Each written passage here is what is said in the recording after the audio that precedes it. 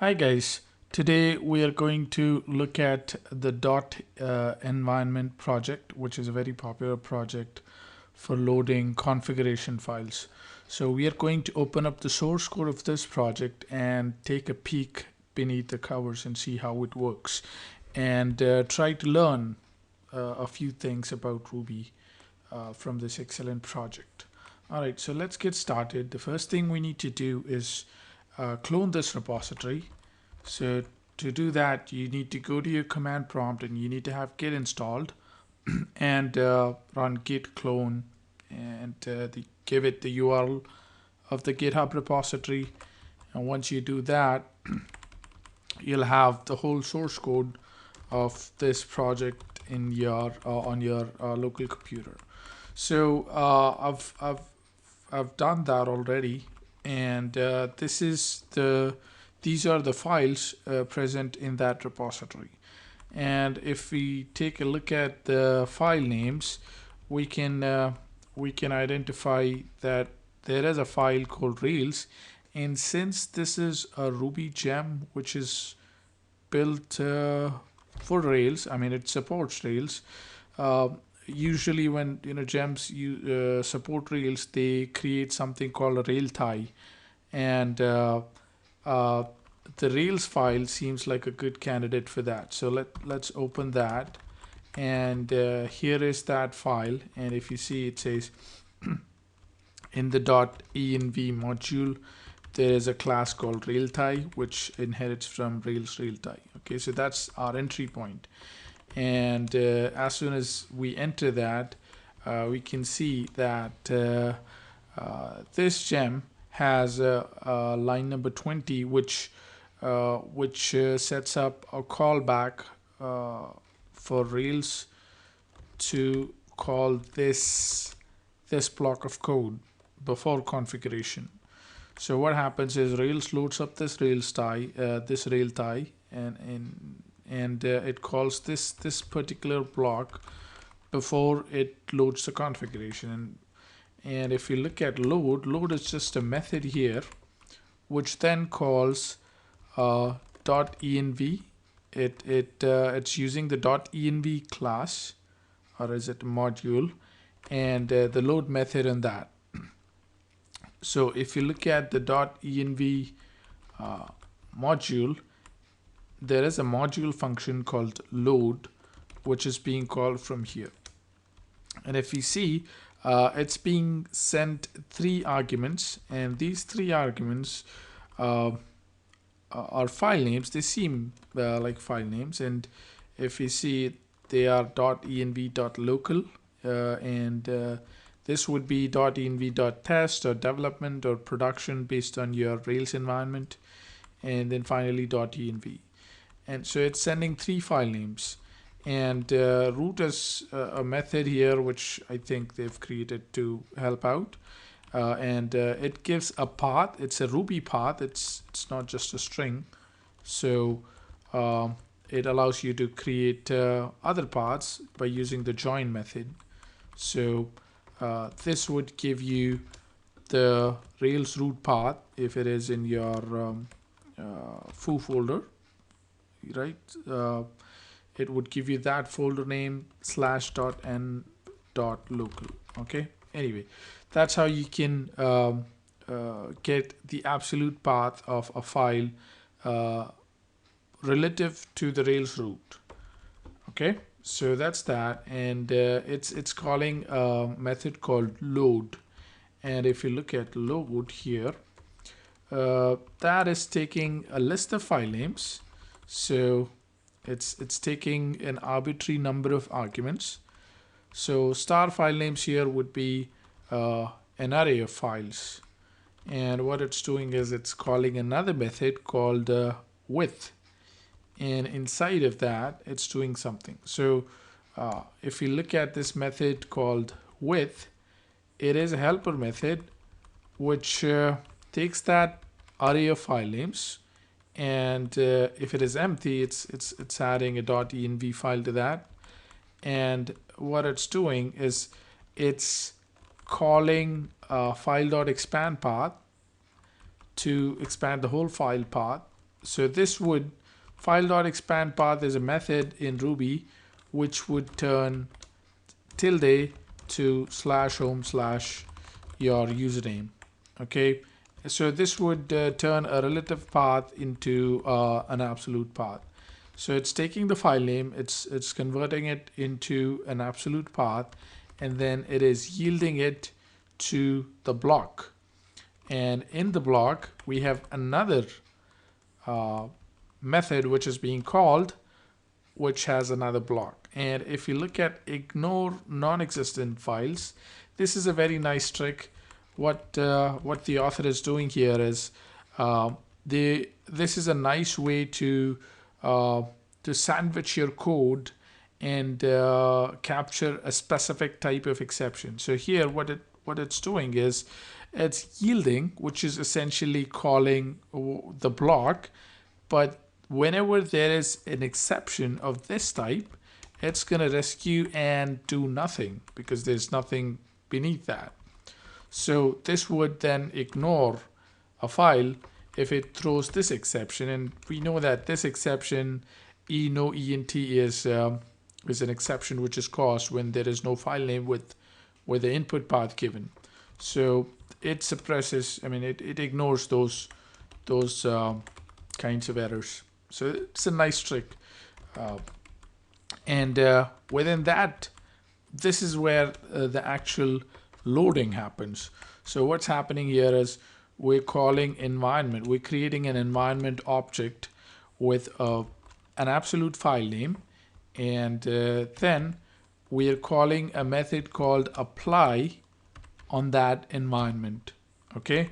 And let's forget what this instrument is doing for the moment and take a look at environment, right? So we're calling environment.new file name. So we are giving it a file name, and then we are calling a method called apply on that environment. And if you look at the environment class, it is inheriting from a hash, which means it is a hash.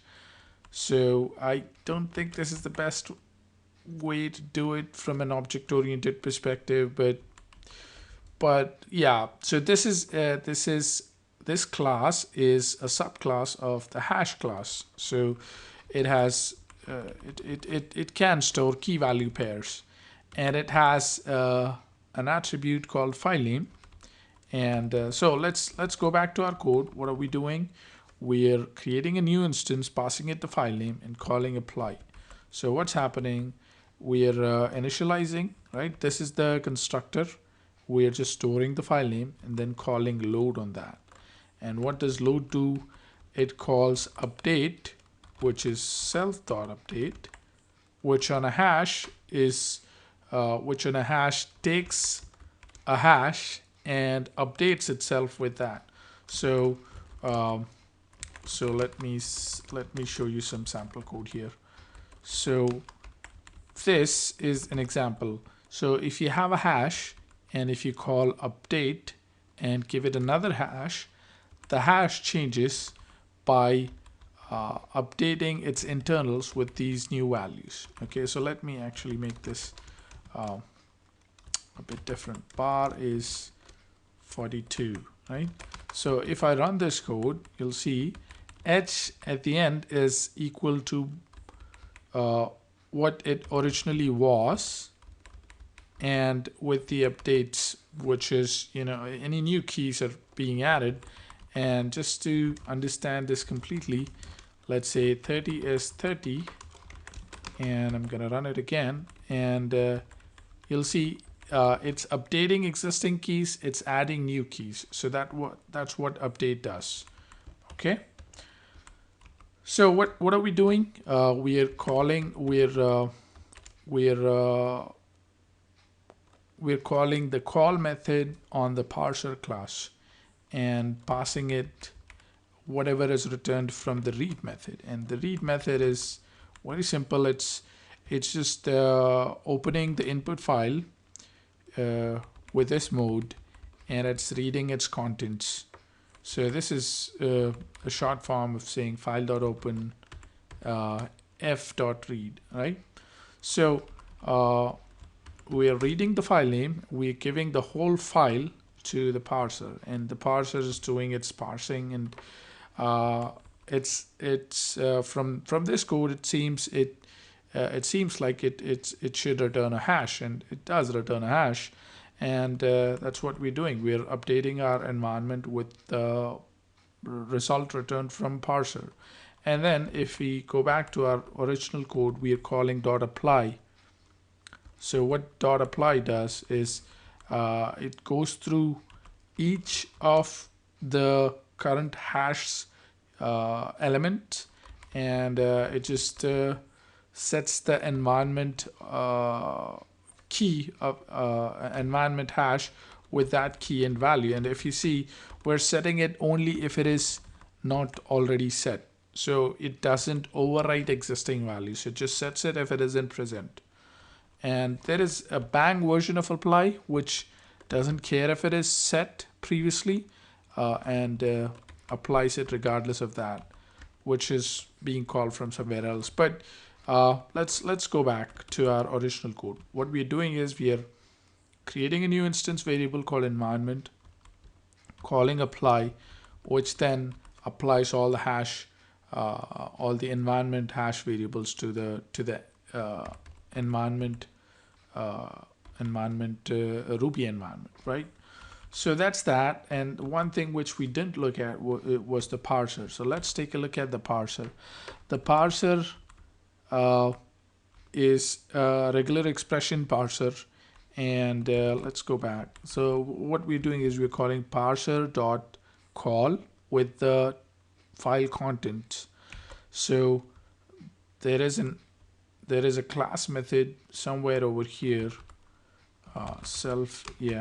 called call, which is then creating a new instance with the contents of the file and calling the call method. So now the call method is where we would end up, right? And what are we doing here?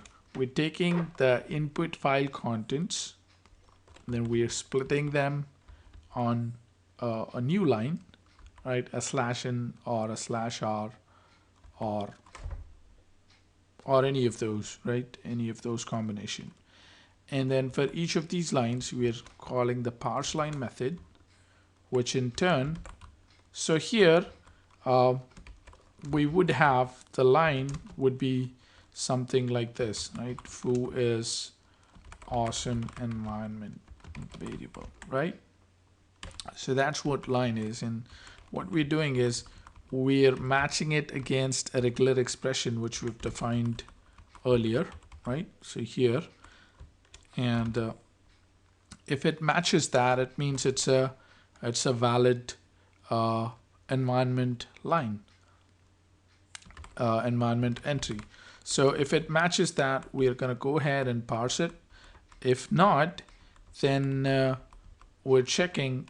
If it is invalid, we are raising some errors, and in the invalid ones, we're checking if the first element is export. So there is a bit of validation here going on. And another thing you may notice here is we're ignoring comments and blank lines by using this negation match.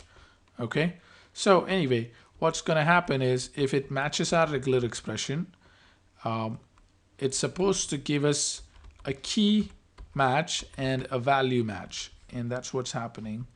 That's what we're doing. We're taking the match and we're getting the captures out of it, and we're just setting it up in the hash, right? So we've created a blank hash for each new environment file, and we're just filling it up with values. Okay, so let's go back and take a look at that regular expression. So this regular expression is supposed to parse each line, and if you see, we have a /a, which means start of the string, and it is a multi-line string. So we don't care if this string spans multiple lines, and /z is the end of the string. Okay, so we're taking a line and we are applying a multi-line match. So this is mainly to help keep our code safer, but in this case it doesn't really make sense. We could have used the line end, the line beginning and the line end anchors without any issue, because we are splitting this file on new lines. Anyway, so that's the beginning marker and end anchor. And what we're doing here is in Ruby, you can get a match and ignore it. So just toss it away by using a question mark colon. So if you use a question mark colon, the regular expression is going to be matched. And if there is a match, it is not going to populate the matches output. So if we had removed the question mark colon, this would be populated as the first match. So the /1, or the captures 1, would be populated with this. We don't care about this, right? I mean, if there is an export, so let's look at this expression. So what this is doing is it says this is a group where it matches this specific word export with /s is a space character, plus is more than one. So one or more spaces, right? Or tabs or whatever. And then we have a question mark, which means it's an optional match. So if there is an export with a few spaces, tabs, we take it and we toss it away. And then we have /w, which stands for a word character, which is an alphabet, right? A to Z, uppercase, lowercase, 0 to 9, and I guess that's it. So those character sets fill up the /w. And actually, so we can even Ruby regular expressions.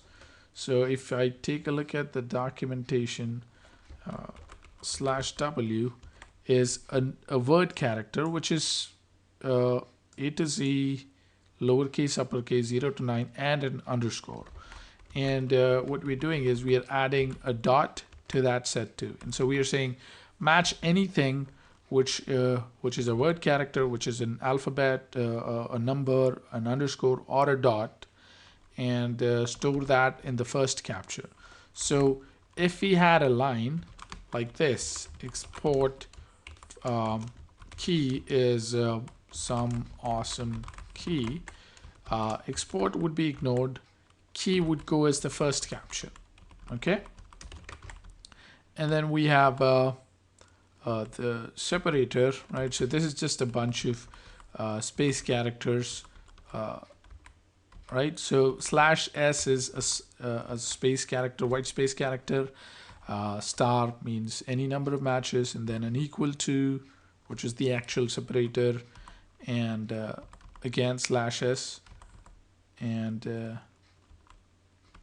so this is /s any number of times.